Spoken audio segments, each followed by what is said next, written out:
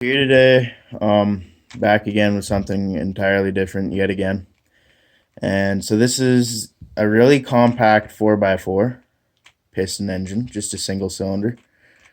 It's pretty powerful for its size, and it revs pretty high, and it sounds really cool. As you can see, I have a see-through cylinder. I'm going to show you it running, and then if you want a tutorial on this thing, because it's very simple and it's a very efficient engine, just let me know down in the comments. Okay, we're going to run it right now.